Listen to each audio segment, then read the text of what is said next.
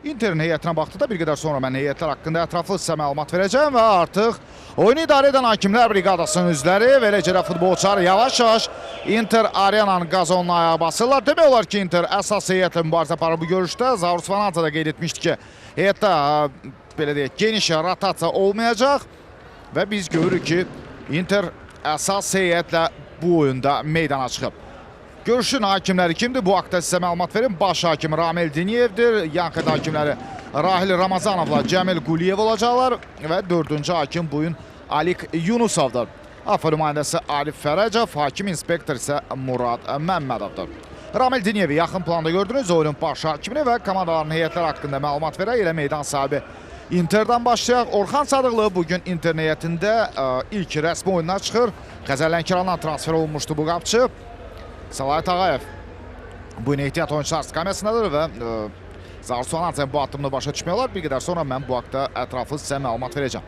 14 Zurab Kizanaşvili, 27 Adrian Skarlataki, 3 Denis Silva Cruz, 33 Tərlan Quliyev, 17 Abbas Hüseynov, 15 Ruslan Abışov, 24 Fuad Bayramov, 55 Ağabala Ramazanov, 8 komandanın kapitanı Nizami Hacıyev və 11 Rauf Əliyev. Qeyd etdiyim kimi Inter'i Zaur Svanadze çalışdırır.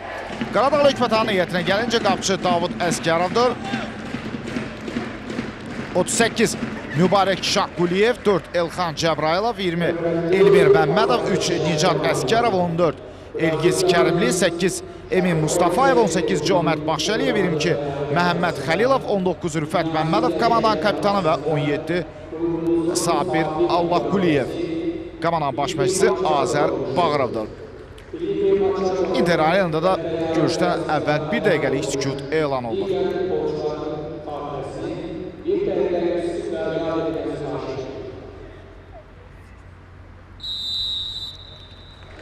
Yalnız Salayət Ağayev ehtiyatdadır.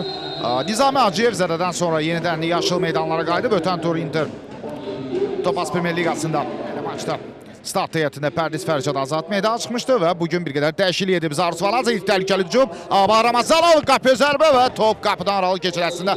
Ağabala sanki Rauf Əliyevə ötürmə vermək istəyirdi. Həm də oyundan kənarda vəziyyət var idi. Baxa görə indi epizodun təkrarını izləyəcəyik. Böyle burada yan xətt hakimi bayrağını havaya qaldırmışdı. Kaviç ilə digər güclü futbolçular oynayan vaxtda o daha çox ehtiyatda otururdu. Uzaqdan qapıya zərbə, amma top qapının üstündən keçir. Sabir Allahquliyev zədələndi. Ona görə də onun əvəzində meydana tanrı verdi. Məhərrəmli daxil oldu. Bugün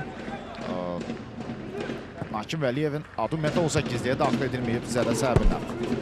Başda qapıya zərbə yetərincə təhlükəli idi. Bu zərbənin müəllifi Sabir Allahquliyevdir və ilk dəqiqələri göstərir ki, Qaradağlı Hikmətan Interlə oyunda heç də müdafiə olmaq fikrində deyil. Komandasında təhlükəli hücumlarını izləyəcəyik. Sağ cantdan cəl meydançasına ötürmə. Başda qapıya zərbə vuran Sabir Allahquliyev idi. Orxan Sadıqlı təbii ki görürdü topu. Meydan mərkəzini keçdi sol cantda.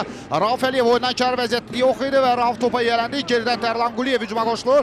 Raufun qapıya zərbəsi və son anda Davud Əskərov yaxşı oynadı. Topu oyuna daxil etməyə hazırlaşır. Nizaminin cəl meydançasına ötürməsi. Qarşıda qapıya zərbə hesab açılır. Rauf Əliyev hesab açır. Oyunun 13-cü dəqiqəsində Inter 1-0 hesabı ilə öndədir. Bəli, ustalıq səviyyəsi budur. Baxırıq epizodun təkrarına. Tamamilə boş idi Rauf Əliyev. Bir anlıq onu gözdən qoydu. Qaradağ Hikmətan müdafiəçiləri və Raufun başla zərbəsi dəqiq alınır. Digər oyunda Mərkəzi Ordu İdman Klubu Sumqayıt maçı davam edir. Hələ ki, əmin oyunda hesab açılmayıb. Maraqlı oyunlardan biridir.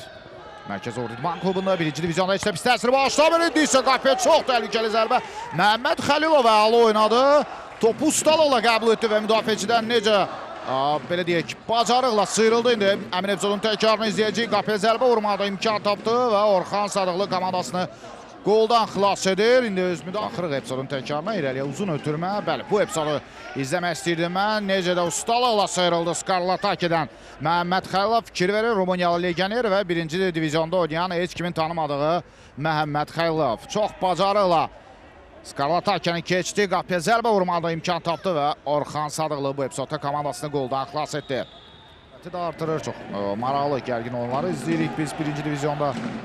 Yəni Inter'in bu hücumunu izləyək, Ağabalanın ötürməsi Rauf Əliyev ikinci qol vura bilərdi, ancaq qapçı Davud Əskərov komandasını qoldan xilas edir. Ağabala Ramazanovun ötürməsi, Rauf Əliyev qapçı ilə üzbəüz qaldı, ancaq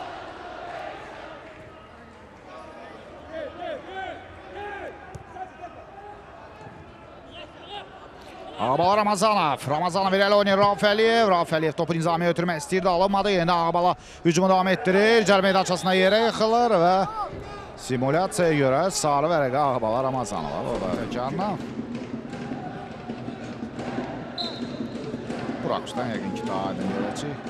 Bəli, gördüyünüz kimi toxunmamışdı. Digər oyunları var. Gəlin Interin bu hücumunu izləyək. Nizami Hacıyev, Ağabala Ramazanov oynadı. Ağabalanın qapıya sol ayaqla zərbəsi ama top qapıdan. Az fərqli aralı keçir. Çox təhlükəli bir hücumunu izlədi Interin. Demək olar ki, fasilədən sonra topa yiyələnə bilməyib.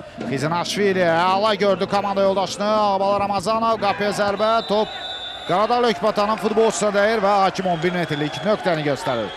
Getirmək hüququ əldə edir. Baxırıq epizodun təkrarına. Bəli. Ruslan Abuşov yerinə yetirir. Hakimin işarəsi. Abuşovun qapıya zərbəsi. Hesabı 2-0 olur. Inter 2-0 hesabı ilə öndədir. 51-ci dəqiqə Ruslan Abuşovun qolu. Inter artıq demək olar ki, böyük ölçüdə növbəti mərhələyə yüksəlmək məsələsini həll edir. Üzərə qarşıda xeyli vaxt var, amma təbii ki, Qaradağ Lökbatan olmasaydı rəqib, yəni Topaz Premyer Liqasının ideal klublarından biri olsaydı biz bu sözü belə əminliklə deyə bilməzdik, amma indi vəziyyət fərqlidir. Qaradağ Lökbatan tam gücü ilə rəqibə müqavimət göstərə bilərdi. Ağabala Ramazanov indi yaxşı keçdi bir futbolçu cərimə meydançasına daxil olur Ağabala, amma bu epizodda ona imkan vermirlər. Qapı qarşısında daha bir ötürmə akrobatik kullanışda zərbə var Rauf Əliyev. Rauf Əliyev hesab artıq 3-0 edir. Çox heç etmək mümkün deyil. Baxırıq. Sol ayaqla akrobatik kullanışda çox gözəl zərbə. Qapçı Davud Əsgərov da heç bir reaksiya verə bilmir. Əslində qapçı nə gəlir ki, gözləməli idi bu zərbədən, amma gözləmədi. Təklif irəli sürdü ki, 1-ci divizionda 3-cü yer tutan komanda ilə Topaz Premyer Liqasında sonuncu olan klub arasında keçid oyunu keçirilsin və əmin oyunun qalibi Premyer Liqada qalsın. Ağabala Ramazanov oyundan kənar vəziyyət yoxdur. Rauf Əliyev də cərimə meydançasında da Ağabalanın zərbəsi və növbəti qol. Hesab artıq 4-0 olur. Ağabala Ramazanov oyunun 61-ci dəqiqəsində hesabı 4-0 edir.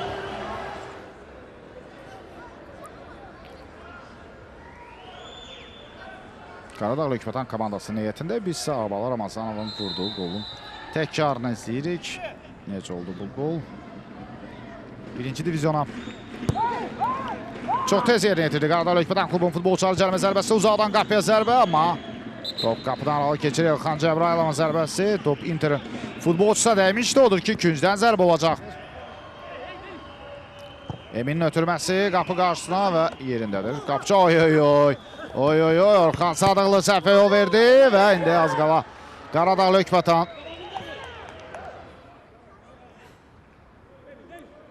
bəli, bu epizodda bir qədər qəribət oradan da topu geri qaytardı və qarşılığı yarandı. Interin cərimə meydançasında Orxan Sadıqlı bəlkə tutmağa risk etmədi. Topu fikirləşdi ki, birdən əlindən buraxa bilər topu, ona görə də qorxdu.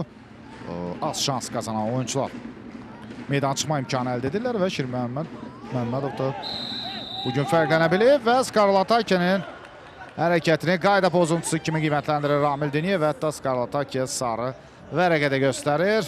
Sadıqlı hakim işarəsini verir Rüfət Məmmədov. Rüfətin qapıya zərbəsi və Orxan Sadıqlı komandasını qoldan xilas edir. Çağrı izləyirik yenidən. Əslində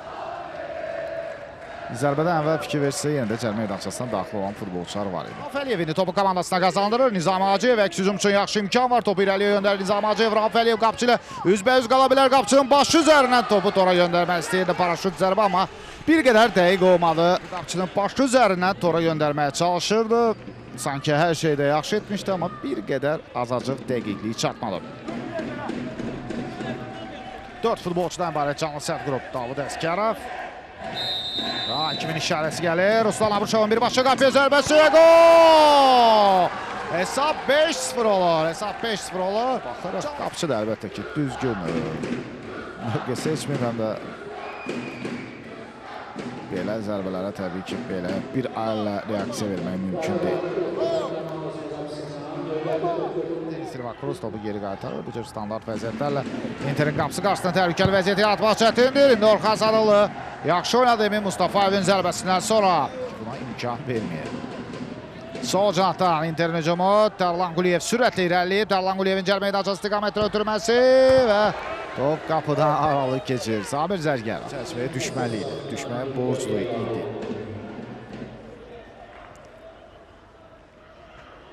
Bu isə bir qədər əvvəlki epizodun təkrarı. Emin Mustafayevin vurduğu top və qapıcı Orxan Sadıqlı yaxşı oynamışdı. Elə həmin təkrarı izləyərkən Qaradağlı Ekbatan hesab arasındakı fərqi azaldır.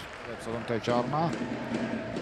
Bu epizodda da Məhəmməd Xəlilov əla oynadı. Müdafiəçilər ustalıqla keçdi və Məhəmməd Aliyevi qapıcı ilə təkbətək qoydu. Yəni bu futbolçu əlbəttə ki, diqqət yetirmənə dəyər. Məhəmməd Xəlilov, biz birinci hissədə də onun oyununu qeyd etmişdik. Bir epizodda Skarlatakini ustalıqla keçmişdi Məhəmməd Xəlilov və indi də çox yaxşı oynadı. Komanda yoldaşına ötürmə verdi və Məhəmməd Aliyev fərqləndi. Oyun isə 5-1 hesabı ilə Interin qələbəsi ilə yekunlaşır. Beləliklə Inter Azərbaycan Kubokunda 4-1 final mərhələsinə yüksəlir.